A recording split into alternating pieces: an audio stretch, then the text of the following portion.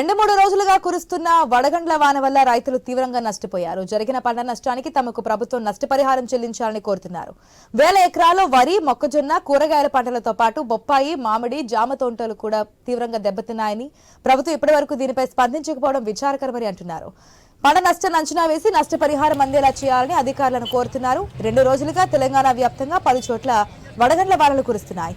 దీంతో యాసంగిలో సాగు చేసిన జొన్న, మొక్కజొన్న పంటలకు తీవ్ర నష్టం వాటిల్లింది.